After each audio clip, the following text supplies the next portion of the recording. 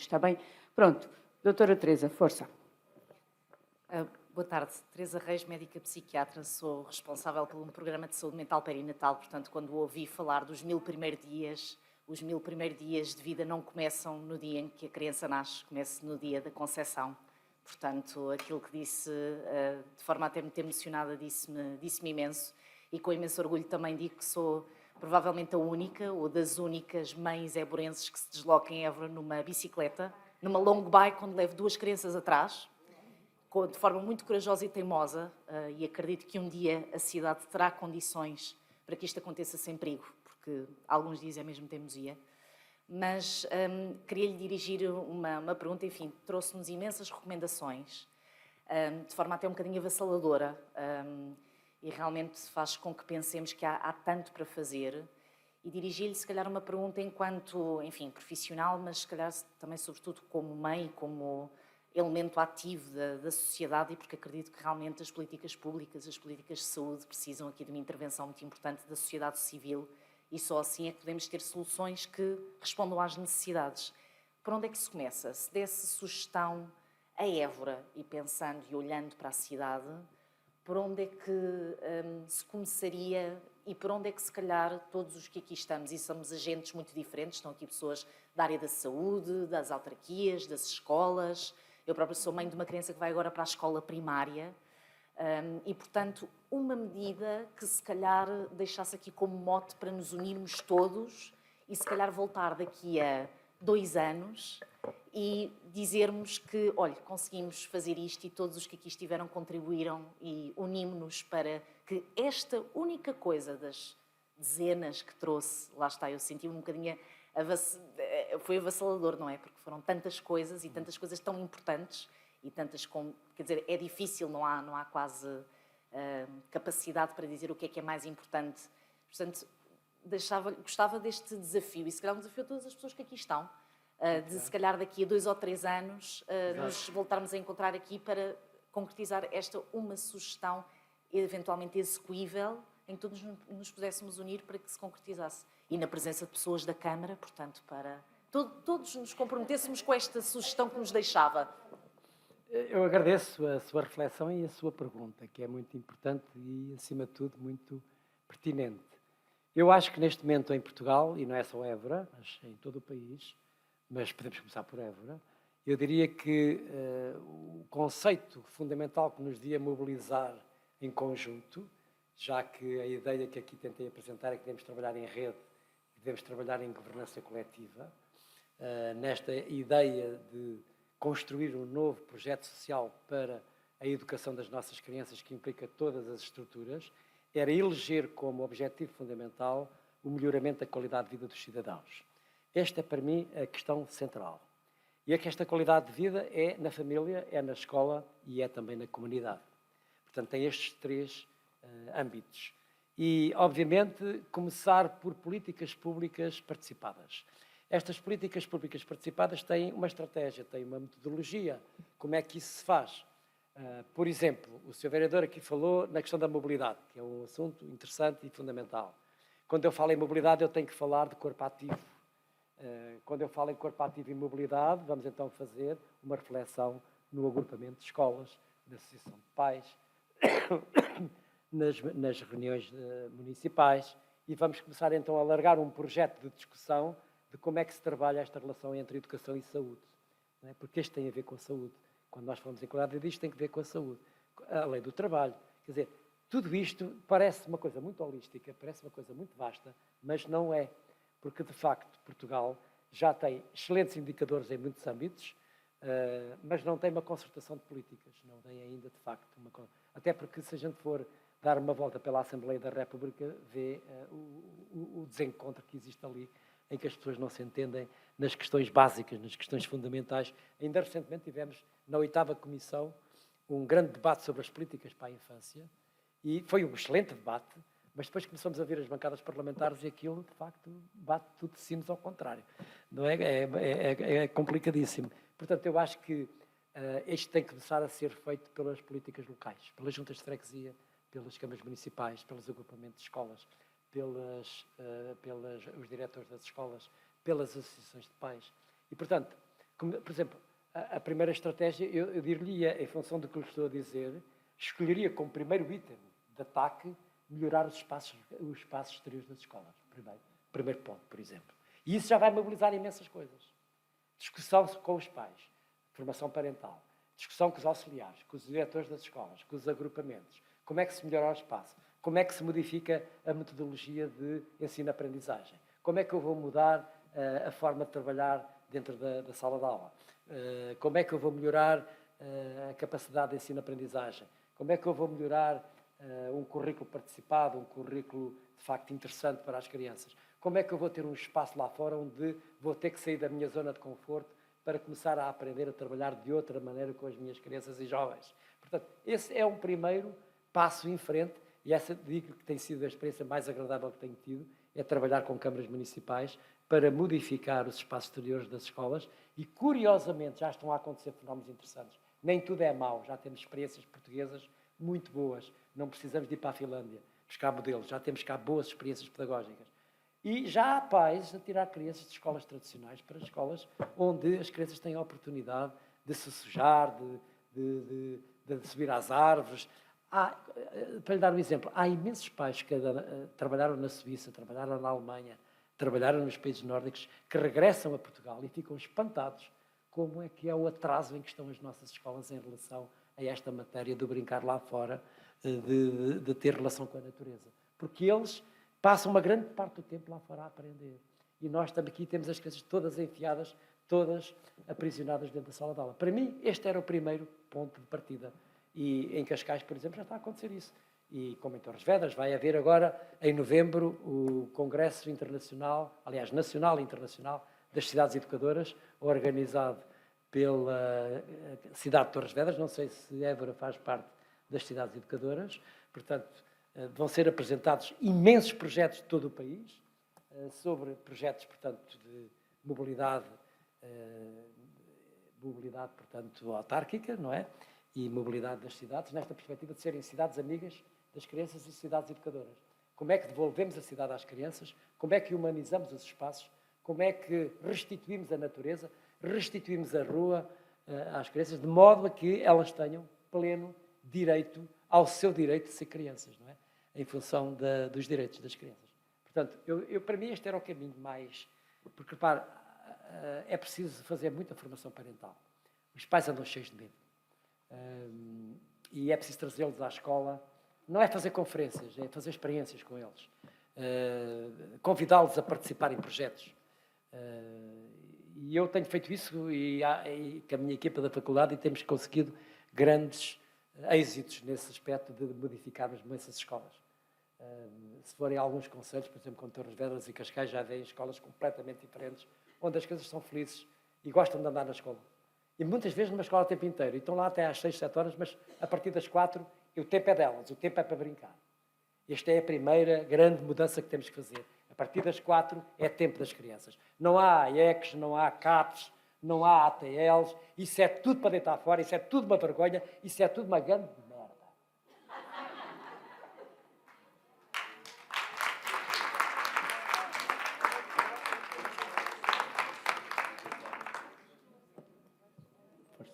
Enquanto passo o microfone, vou meter aqui um bocadinho com o professor. Podia ser esta coisa de desafiar os pais. Os pais não gostam muito de conversar. Quando nós falamos com eles, eles ficam assim também um bocadinho irritados. Aí há uns tempos nós estávamos a experimentar com o agrupamento o corredor de bicicletas. Eram só cerca de 100 metros. Estamos a falar de 100 metros. E resolvemos, a escola ajudou e fomos contar o número de pais que chegavam de carro. Só que estávamos mesmo 3 pessoas com um livrinho, eu e mais 2 miúdos, a contar. E os pais passavam e olhavam para nós, ali às 8 da manhã, o que é que este está a fazer? E nós a contar, risco, carro, risco.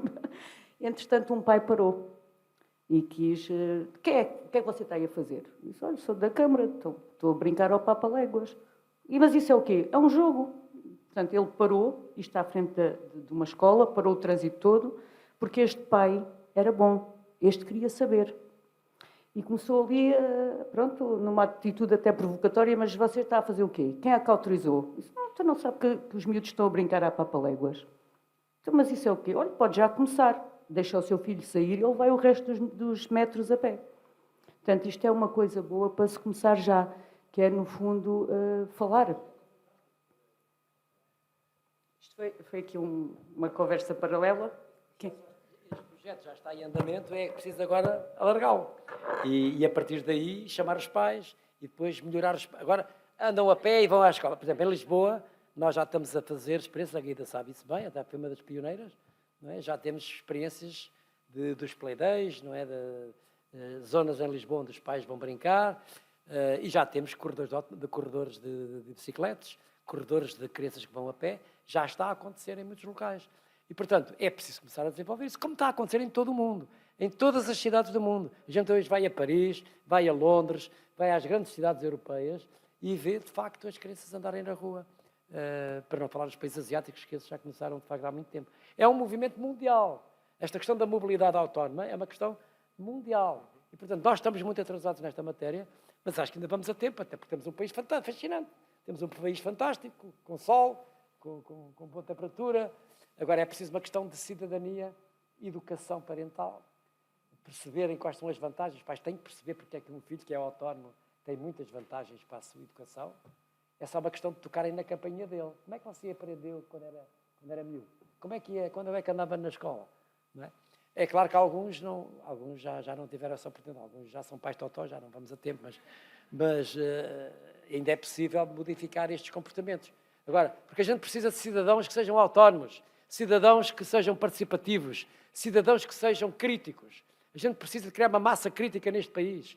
Eu temo que estejamos a criar jovens e crianças que vão ser obedientes toda a vida e estamos a criar condições para que tenhamos de volta um regime ditatorial. E eu não quero isso. Como cidadão português, eu não quero isso. Eu já vivi esse terror. Não quero outra vez um regime ditatorial no meu país. Portanto, tenho que preparar as crianças para serem capazes de serem cidadãos, terem consciência crítica, não é? E isso faz, não é com crianças sentadas, não é? É com crianças ativas. E por isso este tema, família ativa, por outro lado, escola ativa e cidade ativa é fundamental. De resto, os grandes documentos da Organização Mundial de Saúde, todos falam nisso. Eu, aliás, gostava que pudessem ir à net e pudessem retirar os documentos que existem no que diz respeito à Organização Mundial de Saúde, no que diz respeito à implementação de políticas públicas para a saúde pública. Nos relatórios, vastos relatórios que saíram depois da pandemia. Todos apontam para isto. Força. Pedro. Está ligado. Olá, sou Francisco, sou professor do primeiro ciclo. O meu convívio é muito próximo com as bicicletas e com a mobilidade. Aproveitando aqui os presentes, é uma sugestão apenas. O Ministério da Educação já deu abertura, temos no nosso agrupamento o desporto escolar, o sobre rodas, mas bate ali no 5º ano, 2º ciclo. Quando os meninos chegam ao 2º ciclo, já estão completamente vidrados no medo, no receio, na mobilidade, na falta de mobilidade, no sedentarismo. Aproveitando que nós estamos aqui todos, de facto, uma proposta, uma sugestão que os agrupamentos, o município e, se calhar, alguém falasse com o Sr. Ministro, no sentido de facto, se os primeiros dias, 1000 dias são importantes, os outros 1000 dias e os outros 1000 dias ainda são mais importantes.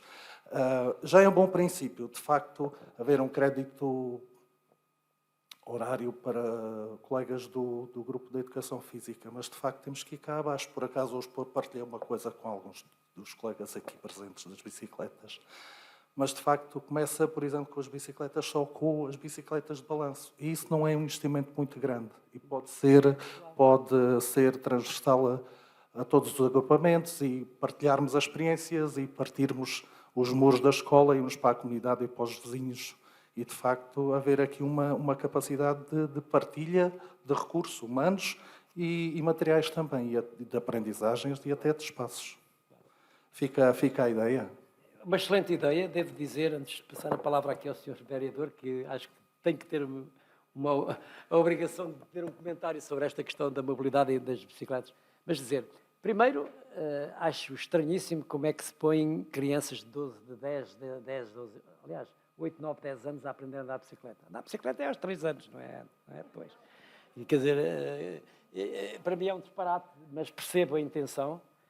O que era importante era que na creche e no jardim de infância se pudesse os triciclos e essas bicicletas sem pedais para que as crianças começassem a ter experiência. Isso é que era importante fazer. Mas isso pode ser um projeto que se pode implementar através das câmaras municipais e dos agrupamentos de escolas, de pôr esses... Exato. Porque eles, quando chegam lá acima, como dizem muito bem, já estão cheios de medo. E, para além disso, fazem aquela experiência de aprendizagem dentro da escola. Outra coisa é aprender a andar com a bicicleta na rua. São coisas completamente diferentes. A capacidade de adaptação motora começa mais cedo. Este é um disparate que continuamos a fazer, de não dar importância à creche e ao ensino pré-escolar. Como dizia João dos Santos, até aos 6 anos aprende-se tudo. Depois treina-se o que já se conhece, não é? E nós continuamos a ter a ideia que só se aprende a partir dos 6 anos. Isso é um disparate completo. Quer dizer, aprende-se muito antes. Aprende-se aquisições motoras fundamentais, são adquiridas antes. E o equilíbrio, por exemplo, é uma delas, onde as crianças, de facto, ali aos 3 anos já deviam andar com os triciclos e com aquelas bicicletas simples, não é? Porque depois, quando chegassem aos 6, 7 anos, já podiam ter muito mais autonomia. Para além disso, isso é uma competência da família, ensinar. E eu pergunto, e porquê é que não aprendem a nadar? E porquê é que não aprendem a jogar golfe? E porquê é que não aprendem também a fazer programas especiais para jogar futebol? Quer dizer, repare, porquê é que é bicicleta? Eu percebo, é tentar que a mobilidade seja maior, mas a mobilidade não se faz só andando de bicicleta. É preciso também ter prazer em andar a pé, é preciso ter prazer em correr, é ter prazer em dançar, é ter prazer em nadar, os movimentos naturais, não é? Mas por exemplo, uma das coisas que eu acho lamentável era, há uns anos atrás, terem tirado as barras que existiam nas escolas onde as crianças faziam perícias corporais absolutamente fascinantes. Porquê é que se tirou isso? Era uma coisa absolutamente extraordinária, não é? Tirou-se as barras das escolas. Porquê? Medo. Mais uma vez, medo. Bem, peço desculpa já porque eu falei demais. Sim, há ali mais... Mas enquanto se prepara ali, eu gostava aqui de tecer alguns comentários. Antes de mais, naturalmente, agradecer a intervenção do professor Carlos Neto, com o qual me identifico na generalidade das questões que foram colocadas e como foram colocadas. E, portanto, parece-me que todos beneficiámos com isso e, sobretudo, por nos confrontar com algumas questões que, por vezes, temos como garantidas nas nossas vidas e que é importante questionar. É importante questionar todas estas questões. Nós temos questionado, nós no município, e por isso mesmo é que estamos aqui, não para dar um pontapé de partida, porque esse pontapé de partida já foi dado há algum tempo, há alguns anos, diria, mas sobretudo para confirmar e para nos dar confiança relativamente ao trabalho que estamos a desenvolver. Isso é fundamental porque temos em marcha um conjunto muito alargado de ações, de projetos, que se relacionam precisamente com isto e, portanto, só nos vem dar confiança ao sentirmos que estamos no rumo certo. Não é só o Serpente de Papaléguas, são os projetos educativos locais, são as questões ligadas à mobilidade, que já aqui falámos, são as questões ligadas também aos espaços exteriores e ainda no ano passado assinámos um protocolo com uma das escolas, um agrupamento escolar, no sentido de tornar os espaços exteriores mais apelativos e, sobretudo, mais funcionais na perspectiva das crianças. E eu aqui também, e puxando aqui um pouco a minha experiência pessoal, recordo-me sempre do dia em que, no terceiro ano, a professora da escola nos chamou a todos mais de 45 minutos e nós recusámos em ir antes de terminar o jogo. Portanto, foi uma insubordinação da parte dos alunos e eu nunca me vou esquecer desse episódio. E ainda hoje tenho uma excelente relação com a professora primária. Aliás, como deve ser. Exatamente. Portanto, exatamente. E, portanto, parece-me que é importante refletirmos também sobre algumas condicionantes de natureza estrutural. E essas, sim, nós damos-las como garantidas, e é assim que é o ordenamento social e político e económico do país, e, portanto, é assim. Temos que trabalhar todos muito, temos que mostrar que trabalhamos, temos que estar lá, temos que satisfazer todas as exigências que nos são colocadas e com isso não sobra tempo. Os professores têm que cumprir as metas curriculares a que estão obrigados. Portanto, não chega, têm que mandar trabalhos de casa, têm que fazer isto, têm que fazer um esforço. E nisto tudo, o que é que sobra? Essa é a questão fundamental. E é isso que eu valorizo também na sua intervenção, porque refletiu sobre este assunto e de uma forma prolongada no tempo e com bases científicas, o que é importante. Não estamos aqui a falar de opiniões, não estamos a falar do universo das opiniões e da formação de opiniões. Estamos a falar de outras coisas. E, portanto, é importante também refletirmos a montante em todas estas condicionantes das famílias. E por isso é que eu, na minha intervenção inicial, fiz uma referência a isto. Mas também fiz referência a uma outra coisa, que é o papel que todos têm enquanto agentes educativos neste processo. Porque podemos escusar de pensar que é por ter condições físicas ou materiais que as coisas vão mudar. Não, na verdade, e porque estávamos a falar aqui de mobilidade, entre 2001 e 2011, os portugueses andaram ainda mais de carro do que andavam. E entre 2011 e 2021, isso ainda cresceu. Apesar de termos aqui algumas polémicas em relação às estatísticas, precisamente por causa do último período relacionado com a pandemia, mas a Autoridade de Mobilidade de Transportes e o Instituto de Mobilidade e Transportes, no fundo, vêm dizer isso mesmo, vêm confirmar isso, apesar de ter havido agora nos últimos meses, no último ano, alguma recuperação ao nível dos transportes públicos, mas a verdade é que isto é como a inflação, ela desacelerou, mas continua a subir. Né? E esse é o problema que temos em relação também à utilização dos transportes públicos e em relação às questões relacionadas com o medo, com a solidão de pais e de crianças, as crianças nem tanto, mas sobretudo os pais, que vivem aterrorizados no mundo que os rodeia. É? E isso é que tem que ser desmistificado. Temos que lutar, no fundo, para tornar essa realidade diferente e, pelo menos, mais humana. Porque aquilo que estamos a viver é outra coisa. A metáfora da criança no banco de trás a ver é a metáfora da mediatização de tudo. E a criança e as aprendizagens passam a ser feitas de uma forma sempre mediada por um médium, seja ele o vidro, seja ele o telemóvel ou o que for. E é isso que é importante romper. Portanto, em relação a isso, eu diria que todos temos que fazer o nosso trabalho, mas enquanto autoridades públicas, enquanto instituições públicas, enquanto educadores, enquanto encarregados de educação, pais, o que for, enquanto amigos, enquanto cidadãos, sobretudo. E esse é um desafio grande que temos pela frente. Porque enquanto continuarmos a falar das coisas, mas não passarmos aos atos, dificilmente vamos mudar as coisas. Queremos fazer ciclovias, sim, ok? As ciclovias são importantes, mas eu gostava de alertar que o Código da Estrada impõe a utilização das bicicletas na via pública. Apesar de permitir a criação de vias segregadas, mas o que diz é isso, excluindo as questões das estradas nacionais e itinerários complementares. Mas é o que diz. E isso que implicações é que isso tem? Obviamente que nós não podemos tolerar as velocidades grandes. E as velocidades altas, né? No fundo é meio urbano. Por isso mesmo foram criadas, e temos que trabalhar muito a esse nível, foram criadas figuras novas no Código da Estrada, na última alteração em abril de 2022, relacionadas com as zonas de coexistência e com as zonas 30, que em Évora já existem há 20 e tal anos. O centro histórico, todo o centro histórico é uma zona 30. Todo. Não temos zonas de coexistência. Esta é uma figura nova, mas passamos a assumi-la. E as zonas de coexistência têm uma regra. A prioridade é o mais vulnerável. É o que anda com menor velocidade. Agora, temos um trabalho muito grande a fazer a esse nível. E também com o apoio das pessoas, de todos.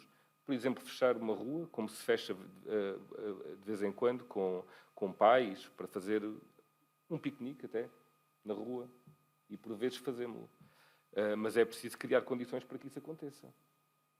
as questões relacionadas com a mobilidade das crianças não ficam só circunscritas às questões das bicicletas, ou há aqui uma importância muito grande em reconhecerem o terreno e reconhecê-lo a brincar, a andar na cidade, tal como muitos de nós fizemos aqui, em Lisboa.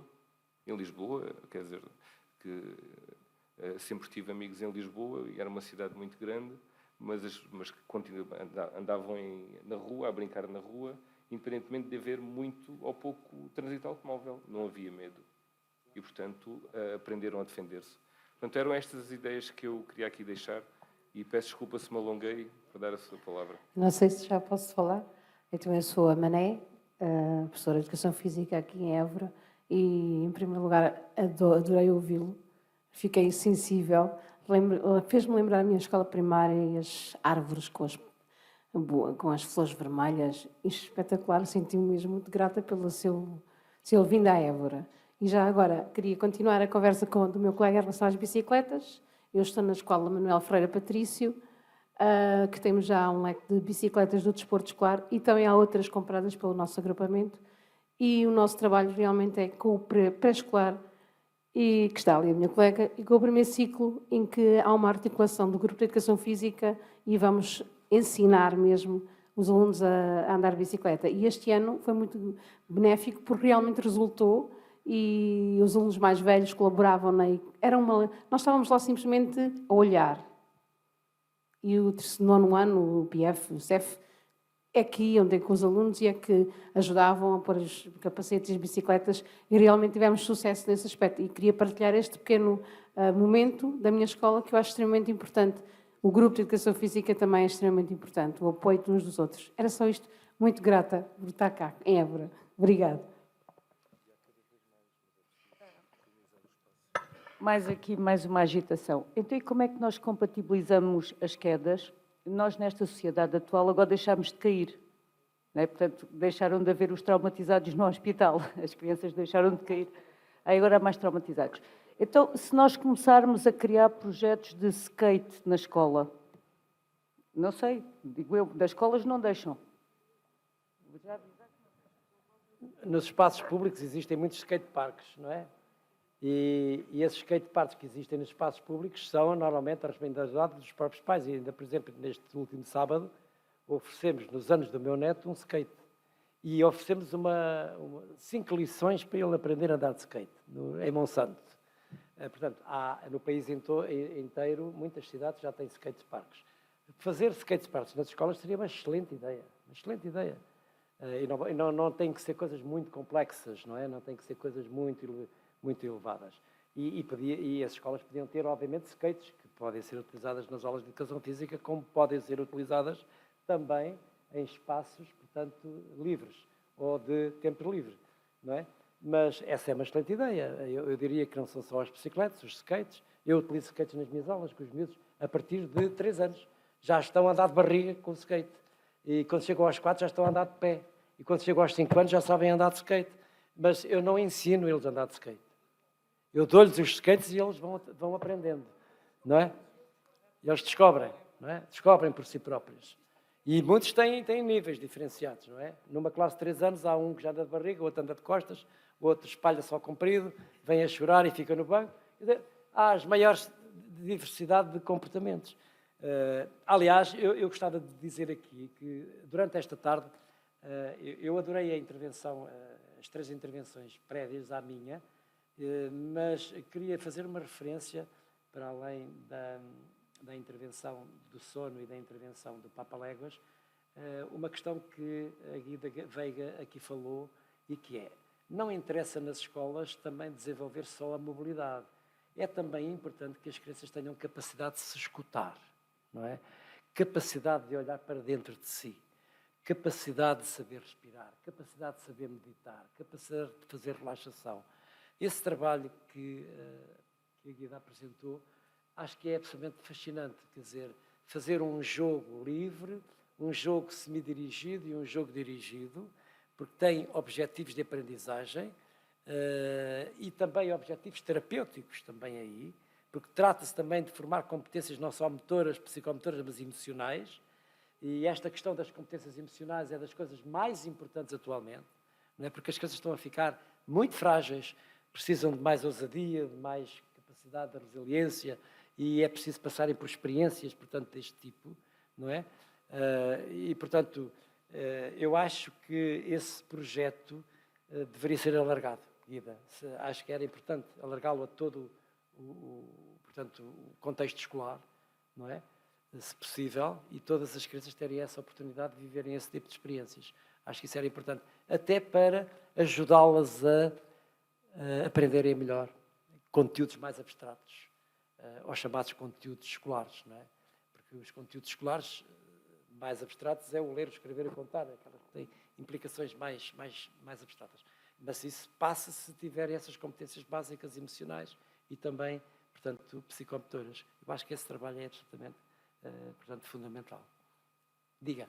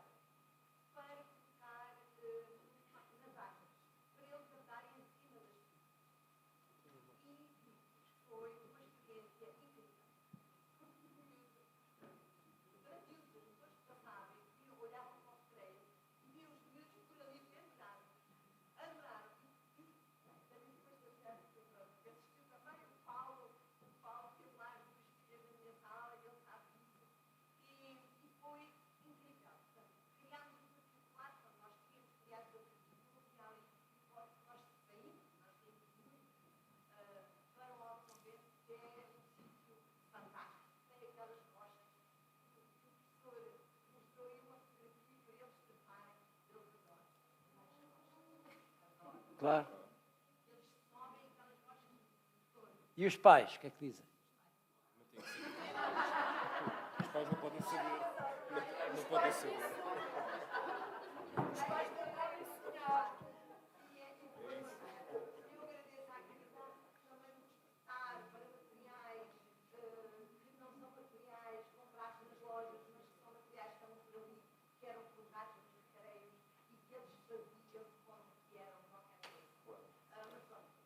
Materiais soltos.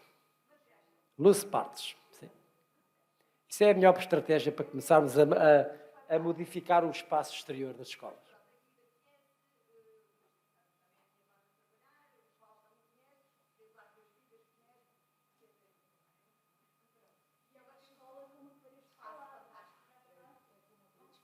Ok.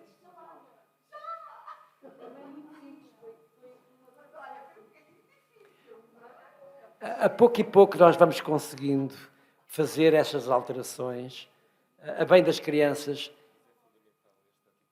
Sim, claro, claro. Claro.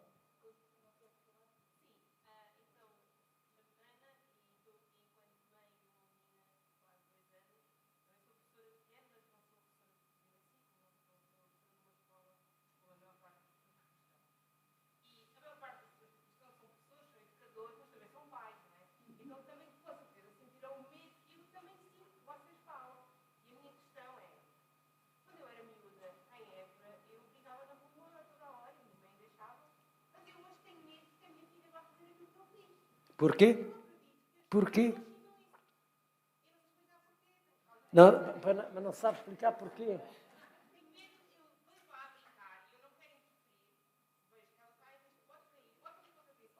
Mas se bater, bate. Não, mas... Não.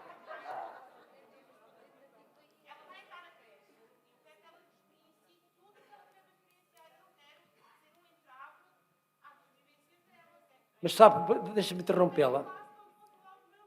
O seu medo, exato. Eu já dei aqui 2 sugestões. Vira as costas e deixa em paz. Eu devo dizer uma coisa. Eu tenho andado também, uma das minhas missões é andar pelos hospitais pediátricos. Já julgo que conheço todos no país inteiro. Já fui a quase todos. O último foi São Francisco Xavier.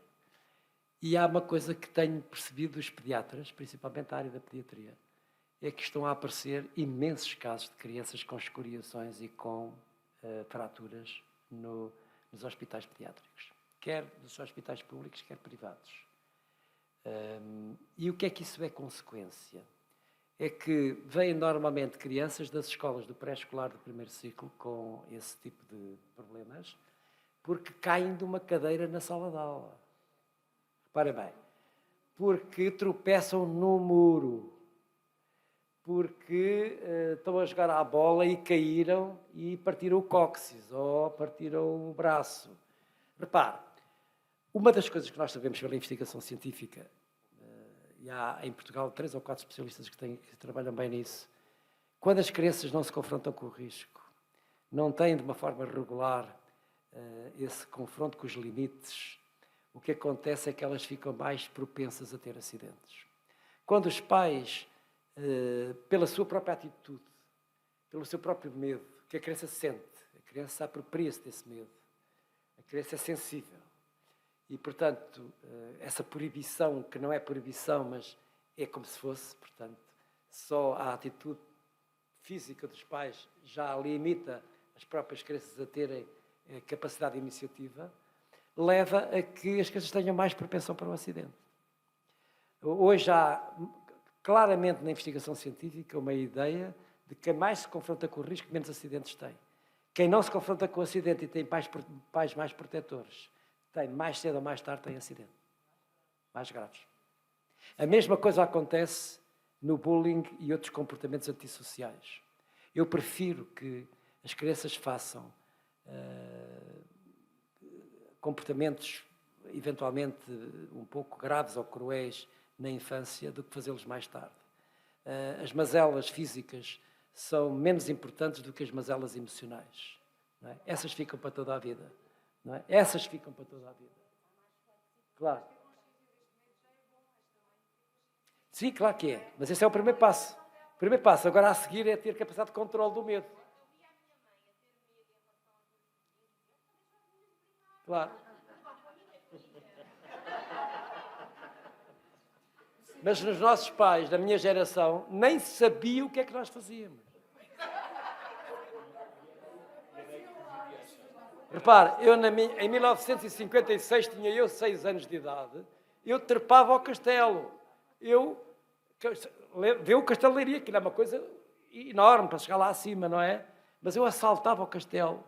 Eu ia à Mocidade Portuguesa, pedia canoas, ao contrário do que se diz mal da Mocidade Portuguesa, a Mocidade Portuguesa tinha coisas fantásticas.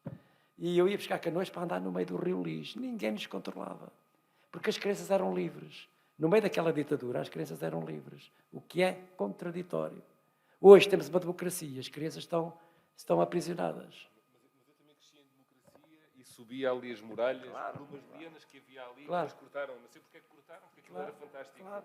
Mas subia e descia por aquelas muralhas ali no White Park.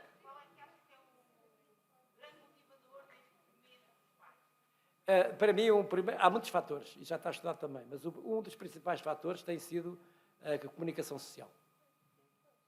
Você abre canais televisivos em que massacra a sua cabeça, tal ordem. Veja o caso Médio, por exemplo. Ainda está aí vivo. Já há os anos que se passou. Aquilo matou a cabeça dos pais. Há casos relatados nos Estados Unidos da América, há 3 ou 4 casos que foram mesmo a tribunal, de um pai que, por exemplo, teve este comportamento de combinar com os seus filhos, levá-los ao parque infantil e combinou que eles vinham a pé para a escola, regressavam a pé para a escola. Fez isso intencionalmente. E as crianças, quando estavam a regressar para a escola, foram apanhadas pela polícia e o pai foi considerado negligente E foi tudo para tribunal. E o pai venceu. A partir daí criou-se, naquele Estado americano, não foi em todo o país, mas naquele Estado americano, uma discussão generalizada sobre a questão da mobilidade e a questão da liberdade neste sentido. Por decisão judicial. Aquele pai fez com intencionalidade, para educar o filho. E, isto é, criar uma criança autónoma é uma atitude adequada do ponto de vista educativo, do ponto de vista familiar. Dar autonomia. Ele tem direito a dar essa autonomia. E os outros não têm o direito de considerar que é negligente. Não é? Hoje os pais, reparem, estão demasiadamente limitados. As crianças andam na escola com a roupa de marca. Não é? Não se podem sujar. Quer dizer, foram transportados cá, só falta levá-los mesmo à educadora, não é? Aos braços. Há uma figura nova agora que os senhores vereadores conhecem bem, que é os pais reivindicarem telheiros à entrada da escola, para não apanharem chuva. É uma coisa fantástica. Antes eram os telheiros para as crianças. Agora não. Agora é os telheiros à entrada das escolas, para os pais estarem todos os telemóveis e não apanharem chuva. Está tudo doente. E lá dentro? Os 5 dias que chovem no ano. Exato. Bem, a gente tem que ir embora, mas faça... É a última, eu juro. Boa tarde. Para lá. Era, primeiro aquela senhora. Não faz mal. Está lá a seguir. Eu falo assim. Força, força, força. Boa tarde. Obrigada desde já pelas suas palavras. Fizeram-me refletir bastante. Eu amanhã vai fazer um mês que fui formada. Sou educadora de infância agora. Ainda não comecei. Só estou perante os Então, quando estágios. começar, agora vai ter uma cabeça. Pois, isto foi ótimo para refletir enquanto educadora, que hei de ser entretanto. Pronto, e o meu medo, por assim dizer, é perante os pais. No fundo, eu quero seguir as suas ideologias e tudo o que aprendi ao longo do meu caminho, tanto percurso académico como na minha infância, que foi assim, a brincar na rua, sem medos, mas chego aqui e vejo-me confrontada com pais e com medo de ser processada por deixar um miúdo cair, partir um braço e vão-me processar e acabou a minha carreira e fim de história. Mas não pode processar. Quem manda nas escolas são os pais. Quem manda na escola são os professores. Os pais não mandam na escola. Mas é um bocado, não é frustrante, é um medo de ter um pai entrar pela sala A primeira dentro. coisa que tem que fazer é uma primeira reunião com os pais e explicar essas coisas todas. Vamos lá clarificar isto. Eu tenho este modelo, trabalho desta forma, os pais deveriam ter esta atitude, uma criança feliz é uma criança com estas características assim, assim. Portanto, se isto acontecer, vai ser uma coisa natural, não vamos diabolizar isso. É pôr as regras claras. Como é que eu vou funcionar? Como é que é a expectativa que eu tenho, que vocês pais têm, que as crianças têm? Eu vou defender as crianças. É a posição que você vai ter que tomar. Porque, de facto, hoje há uma situação que é, eu diria, paranoica completamente, patológica, do medo dos pais em relação ao estado físico das crianças. Não se preocupam com o seu estado mental, não se preocupam com a dependência digital, não se preocupam com outros problemas que são muito mais graves do que propriamente uma escoriação ou um braço partido. Isso é perfeitamente natural na nossa vida. Quem de nós não teve um entorse, não teve um problema dessa natureza? Eu estou mais preocupado com os acidentes emocionais. Os acidentes que ficam mais marcados para o resto da vida. Esses é que são preocupantes. Muito obrigada pelas suas palavras.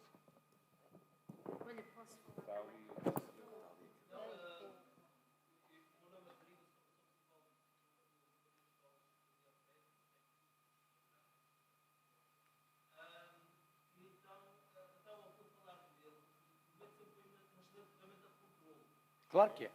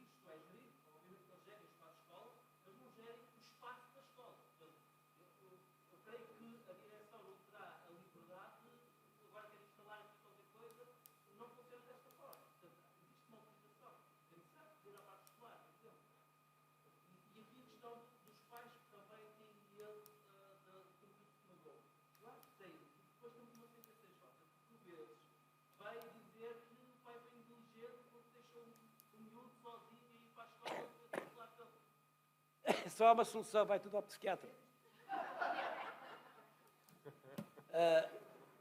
Ouça, como é que acha que as crianças, por exemplo, numa escola finlandesa, que anda no meio da natureza, no meio da neve com ski, em que eu já vi isto com os meus olhos quando estive agora lá, os educadores estão todos a tomar café com uma bacia cheia de fogo, onde vão pondo alimentos para comer no meio do frio, estão 5 graus negativos, as crianças estão ali à volta a fazer a cesta, não é? E os miúdos mais velhos andam todos a fazer o secu, não é? No meio da neve. E eu, quando eu pergunto aos educadores, vocês não se preocupam com aquelas salejas, não se preocupem? Não, eles se caírem têm que se pôr e têm que se resolver, porque isso faz parte da vida. Portanto, é uma filosofia educativa que passa pelo risco. O risco faz parte da filosofia educativa, não é tirada para o lado. Portanto, por exemplo, outro falso problema que existe em Portugal. Eu participei nessa legislação no tempo de Sócrates, quando ele era Ministro do Ambiente. Nós fizemos uma legislação para alterar a lei sobre os parques infantis. Fizemos uma lei que se chama Espaços de Jogo e Recreio.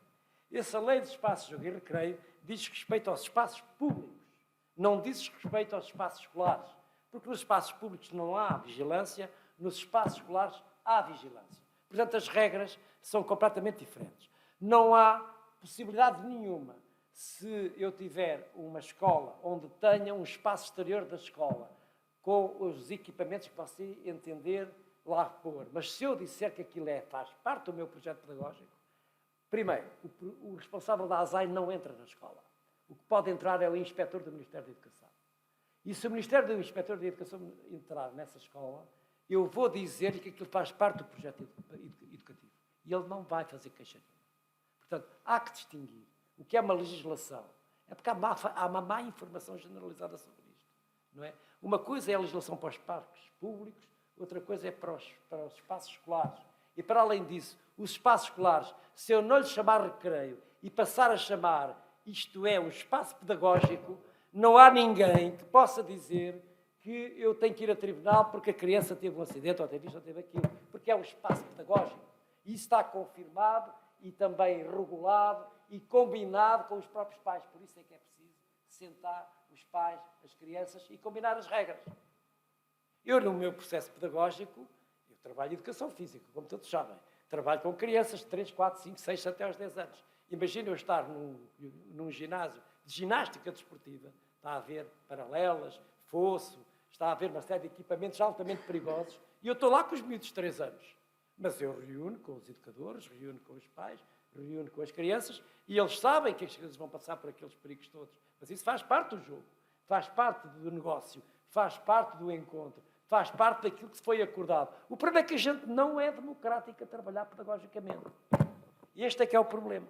E ficamos todos debaixo de regras, de modelos. Este país está cheio de legislação que não presta, de legislação que está excessiva. Por isso eu falei aqui no simplex, fazer um simplex.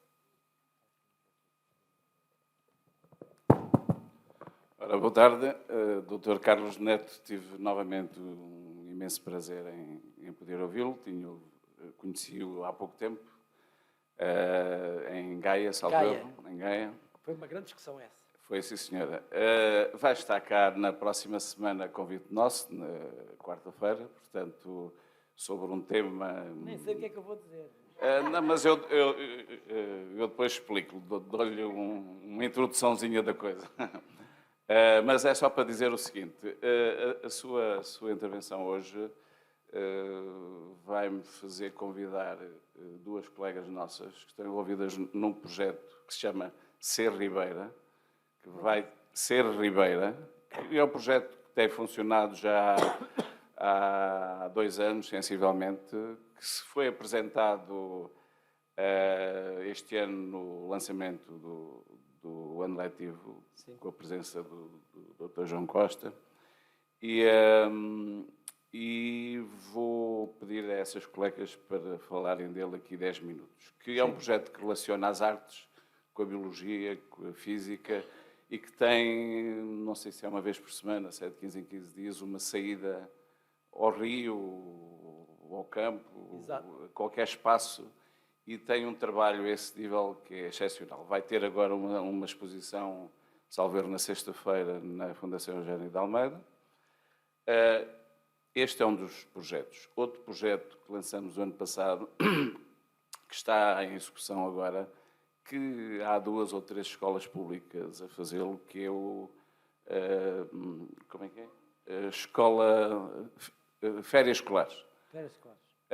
Que abrimos inscrições, que é para ajudar os pais, nesta altura que não sabem onde pôr os filhos, e tivemos cerca de 60 inscrições, isto é só para o primeiro ciclo, até aí aos 12 anos.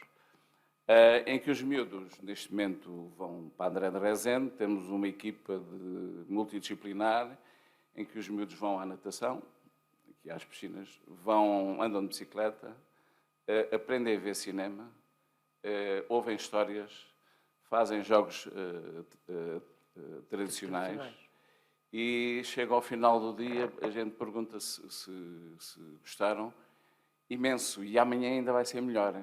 Portanto, entram na escola e saem da escola com uma alegria fantástica. Este projeto que já aqui foi lançado tem a ver com o clube sobre rodas, que lançamos, aliás, primeiro que o próprio Ministério. Compramos algumas bicicletas também, que está por desenvolver a ligação daquela pista paralela ali à entrada da André Rezende à ciclovia, e é uma das escolas do primeiro ciclo, neste caso a mais próxima.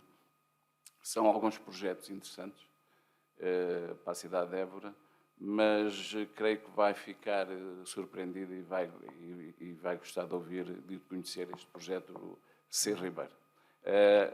A sua intervenção de hoje fez-me pensar em convidar essas colegas na quarta-feira, numa primeira parte, antes de falar do verso e reverso dos ecrãs digitais. Metaverso. Metaverso, exatamente. Vamos apresentar esse projeto. Ok, Bem, obrigado. Eu tentarei, no dia 19, quando cá estarei, tentar ligar a minha comunicação mais à questão da revolução digital.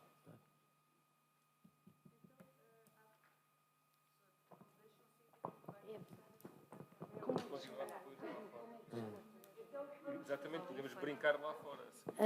Boa tarde a todos. Eu sou professora no agrupamento Gabriel Pereira. Queria agradecer a todos os participantes a excelente comunicação. Aprendi imenso e por isso vou daqui mais rica. E, sobretudo, também felicitar o professor Carlos Neto pela impertinência do tema.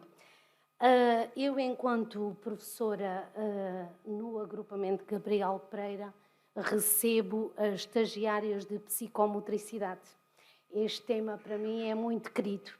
E de facto, nós cada vez mais constatamos que os nossos jovens, os nossos pequeninos, não têm conhecimento do próprio corpo.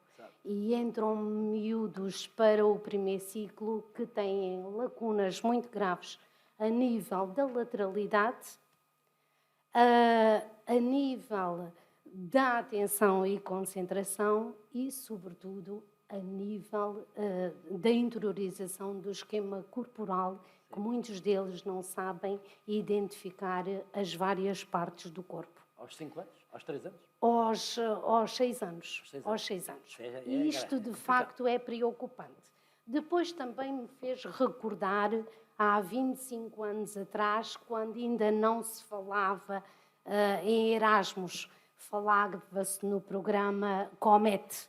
E eu tive imensa sorte de conseguir ir 6 meses para a França, ao abrigo desse programa Comet. E constatei, como o senhor professor doutor refere muito bem, que alunos com 3 e 4 anos sabiam atar os sapatos, enquanto que em Portugal a minha experiência é que, tendo eles 6 anos, não o sabem fazer. há uma perda enorme de competências motoras que se foram perdendo com o tempo e que os pais, em vez de facilitarem e promoverem essa autonomia nas crianças, impedem-nos de ter essa independência e essa autonomia. É uma pena. Eu sei que as mentalidades levam séculos a mudar, mas eu tenho esperança, até porque sou docente de educação especial e, como tal, sempre lutei pela inclusão. Graças a Deus, hoje temos o Decreto-Lei 54, que é um belo exemplo disso. E eu penso que, em relação a trabalhar com os pais e a educar os pais, há um longo caminho a fazer. Eu diria mesmo uma escola para pais. Depois fiquei muito preocupada também, peço imensa desculpa, com o colega, o professor Paulinho Infante.